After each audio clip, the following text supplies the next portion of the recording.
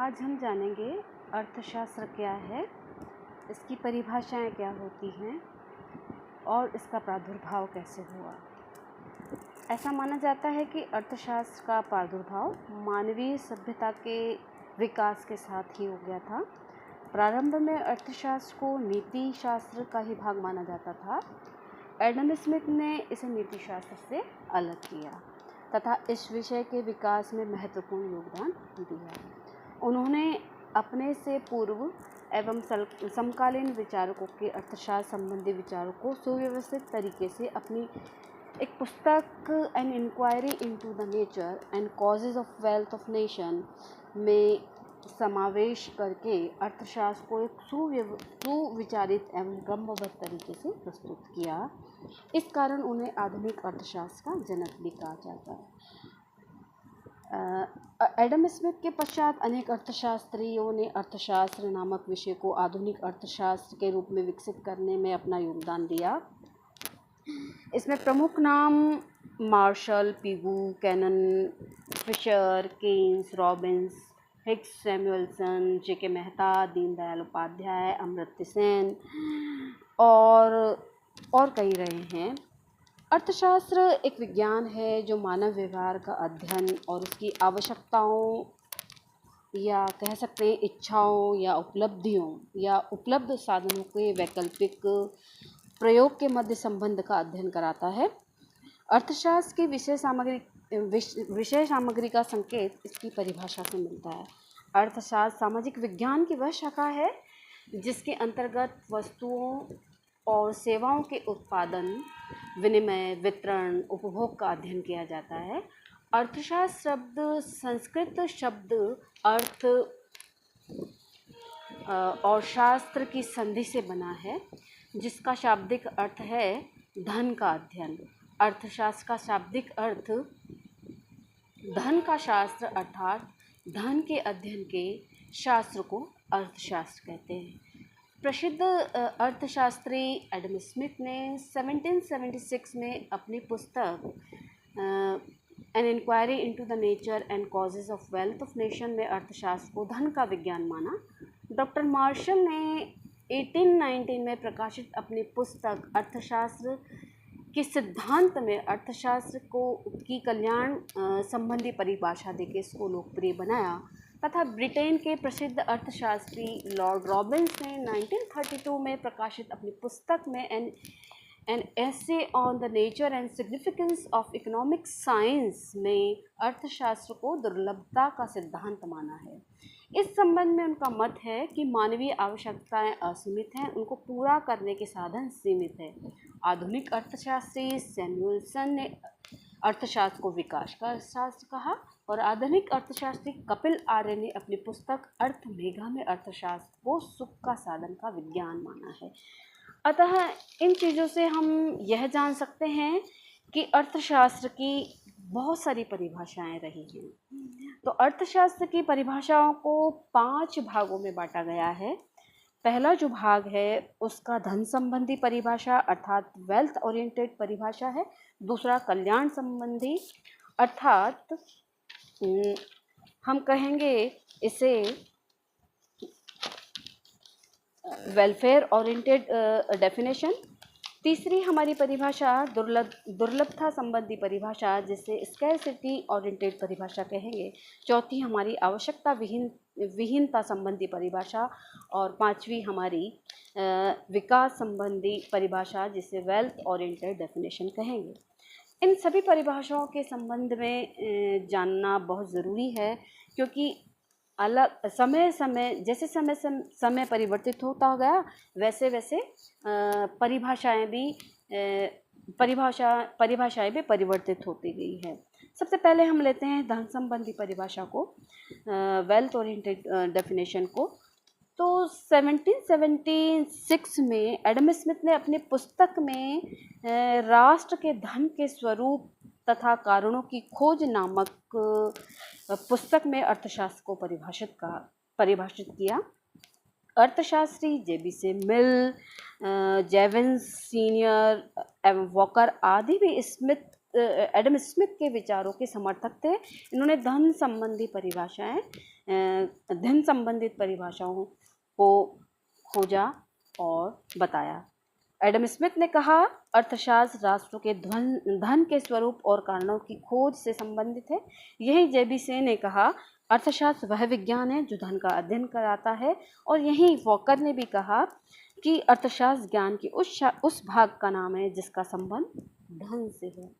तो यहाँ हम कहेंगे कि एडम स्मिथ के अनुसार अर्थशास्त्र एक ऐसा विज्ञान है जिसमें धन का अध्ययन किया गया और इस प्रकार धन को प्रमुख और मानव को गुण स्थान प्रदान किया गया।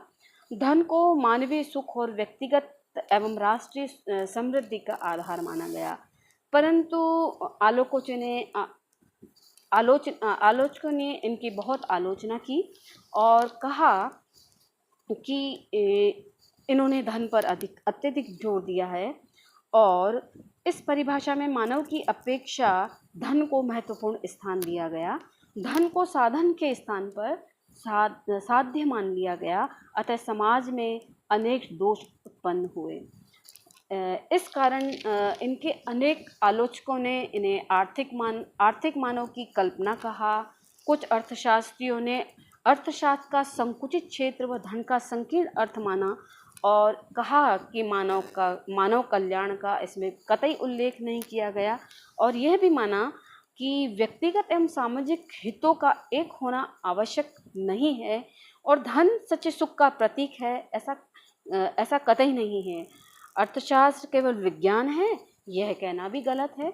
अतः आलोचकों ने धन संबंधी परिभाषा को नकार दिया। धन संबंधी परिभाषाओं में अनेक दोष थे, इसलिए अत्यधिक दोषपूर्ण थी। अतः सन 19वीं शताब्दी में कल्याणवादी दृष्टिकोण का जन्म हुआ। कल्याणवादी दृष्टिकोण का जन्म लेते ही कल्याण संबंधी परिभाषाओं का जन्म हुआ। सर्वप्रथम 1890 में प्रोफेसर मार्शल ने अपनी पुस्तक अर्थशास्त्र के सिद्धांत में कल्याणवादी विचारधारा का प्रतिपादन किया। Professor Pigou, Cannan, Clark, Fisher, Chapman आदि भी मार्शल के विचारों के समर्थक थे, जिन्होंने कल्याण संबंधी परिभाषाएं दी। इन्होंने इसमें से मैं एक परिभाषा प्रोफेसर एली की आपको बताना चाहूँगी कि अर्थशास्त्र वह विज्ञान है जो धन प्राप्त करने तथा व्यय करने संबंधी क्रियाओं से उत्पन्न सामाजिक घटनाओं का अध्ययन कराता है।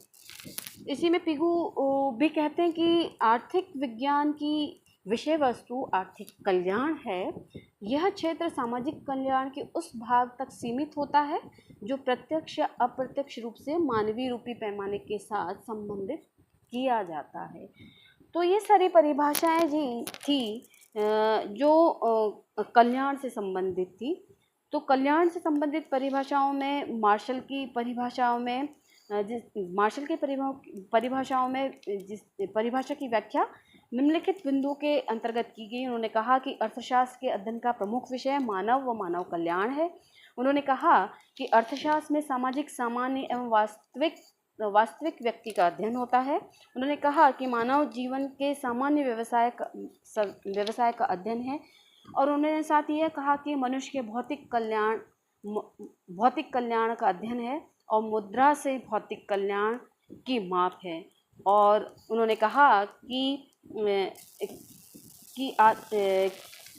उन्होंने कहा कि अर्थशास्त्र आदर्श विज्ञान और कला दोनों है। परंतु आलोचकों ने इनकी भी आलोचना की और कहा कि प्रोफेसर मार्शल की कल्याणवादी विचारधारा काफ़ी समय तक लोकप्रिय बनी रही, लेकिन 1932 के पश्चात रॉबिन्स आदि अर्थशास्त्रियों द्वारा विचारधारा की कुछ आलोचना की गई। आलोचना में कहा गया कि कल्याण संबंधी परिभाषाएं श्रेणी विभाजक के विश्लेषणात्मक कतई नहीं हैं। अर्थशास्त्र केवल सामाजिक विज्ञान ही नहीं वरन मानव विज्ञान भी है। कल्याण संबंधी धारणाएं दोषपूर्ण हैं और अर्थशास्त्र का क्षेत्र अत्यंत संकुचित हो जाता है। हम इसे कल्याणकारी परिभाषा से ही केवल जोड़े तो, और अर्थशास्त्र के उद्देश्यों के प्रति तटस्थ नहीं रहता अगर इसे कल्याणकारी परिभाषाओं से जोड़ा गया। अतः निष्कर्ष निकाला गया कि प्रोफेसर मार्शल की परिभाषा सरल एवं व्यवहारिक है। अतः आधुनिक कल्याणकारी राज्य में इसका विशेष महत्व है, लेकिन तार्किक एवं विश्लेषणात्मक दृष्टिकोण इसके दोषपूर्ण है। अतः यह परिभाषा अर्थशास्त्र के वैज्ञानिक आधार को कमजोर मानती है और अर्थशास्त्र के क्षेत्र को सीमित करती है। अतः कल्याण संबंधी परिभाषाओं में अनेक दोष हैं। अतः सन 1932 में रॉबिन्स ने दुर्लभता संबंधी परिभाषाओं का विकास किया और उन्होंने एंड ऐसे on the nature of significance of economic science में इस विचारधारा का प्रतिपादन किया उन्होंने। और इस परिभाषा को आगे Lerner, Friedman, Meyer, Stigler, Cohen, Max आदि अर्थशास्त्रियों ने प्रोफेसर रॉबिन्स के विचारों का समर्थन किया और सीमित साधनों का विचार प्रस्तुत किया।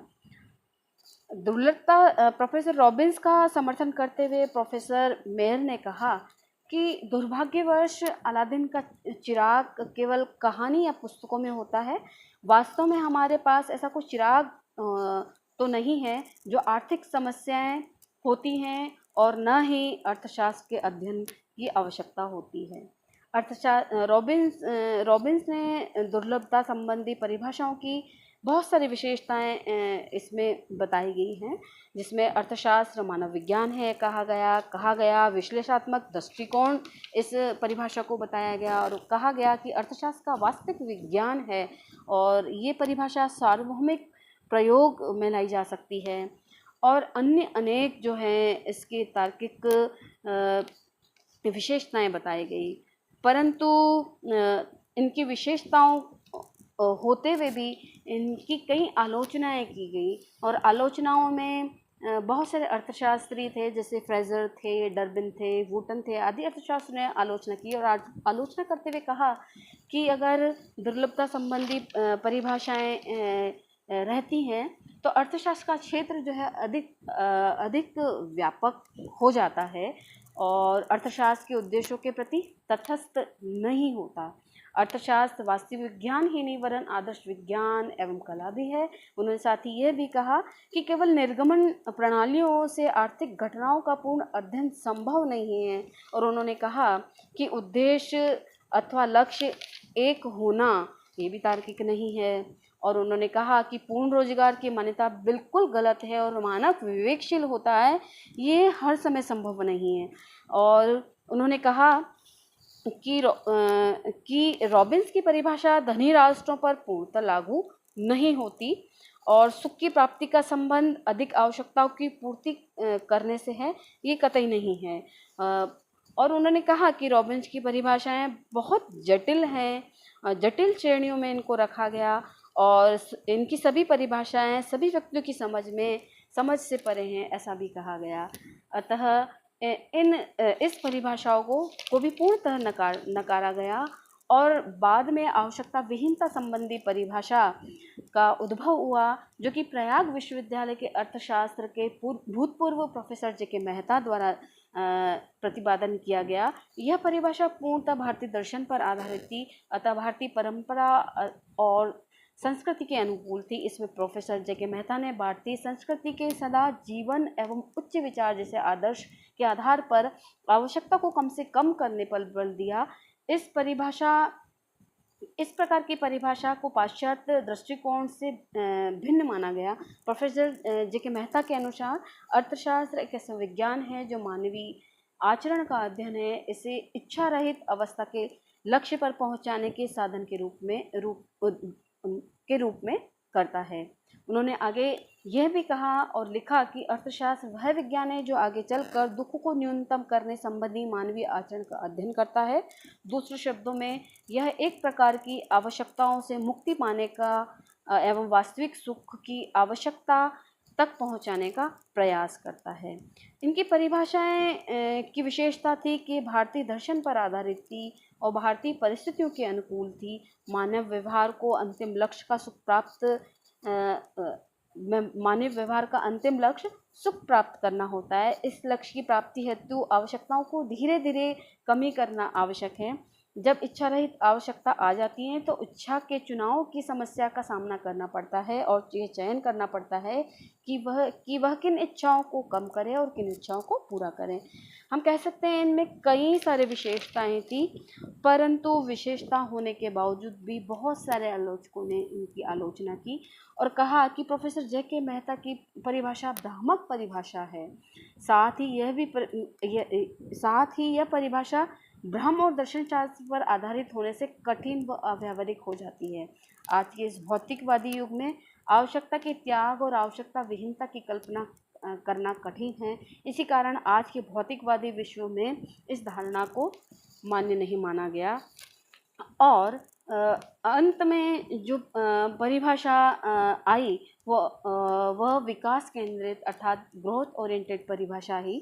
तो अर्थशास्त्र में विस्तार और विकास के साथ साथ अर्थशास्त्र की परिभाषाओं में परिवर्तन होता रहा है। प्रोफेसर रॉबिन्स की परिभाषाओं के पश्चात आर्थिक विकास संबंधी विषय वस्तु में विशेष रूप से वृद्धि हुई। अतः अर्थशास्त्र की आधुनिक परिभाषाओं में आर्थिक विकास पर विशेष जोर दिया गया। अर्थशास्त्र की विकास संबंधी परिभाषाओं में मुख्यतः सैमुअलसन, जे.के. सेठी, हेनरी स्मिथ, बेनहम आदि परिभाषाओं को शामिल किया जाता है। प्रोफेसर सैमुअलसन पहले ऐसे अर्थशास्त्री थे जिन्होंने 1970 में अर्थशास्त्र का नोबेल पुरस्कार प्राप्त किया। वे विश्व के ख्याति प्राप्त आर्थिक सलाहकार भी थे। सैमुअलसन की परिभाषा कुछ इस तरह से थी। उन्होंने कहा कि अर्थशास्त्र में इस बात का अध्ययन किया जाता है कि व्यक्ति और समाज द्रव्य का अर्थात धन का उपयोग करके या बिना उपयोग किए अन्याय वस्तुओं का उत्पादन करने और उनके उपयोग करने के लिए आज भी भविष्य में भी विभिन्न लोगों में या समाज में समूह में वितरित करने के लिए सीमित उत्पादन स्रोतों का उपयोग के चयन तक पहुंच जाए, जिनके की वैकल्पिक उपयोग हो सकते हैं। इनकी परिभाषा में बहुत सारी विशेषताएं थी, जैसे कि समान मानव व्यवहार के चयन करने से पहलू को अर्थशास्त्र की प्रमुख समस्या बताया गया और इस परिभाषा में विनिमय प्रणाली के चयन की समस्या के अंतर्गत सम्मिलित किया गया। अतः यह अधिक व्यापक परिभाषा थी। यह परिभाषा प्रायोगिक दृष्टि पर आधारित थी क्योंकि इसमें आर्थिक विकास की समस्या को भी शामिल किया गया।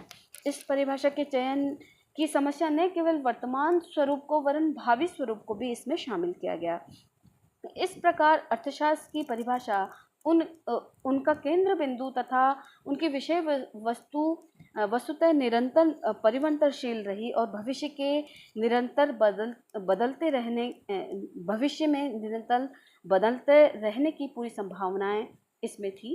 अतः दृष्टिकोण बदलने पर निस्संदेह नई प्रकार की परिभाषाएं हमारे सामने आती रहेंगी। ये परिभाषाएं तो मैंने बताई है आपको 5 तरह की। इसके अलावा भी आधुनिक परिभाषाएं भी कई अर्थशास्त्रियों द्वारा दिए गए, जिसमें कि एक बेनहम थे। उन्होंने कहा कि अर्थशास्त्र रोजगार और जीवन स्तर को प्रभावित करने वाले तत्वों का अध्ययन है। तो हम कहेंगे कि जैसे जैसे समय परिवर्तित होता गया वैसे वैसे अर्थशास्त्र की परिभाषाएं भी परिवर्तित होती गई हैं।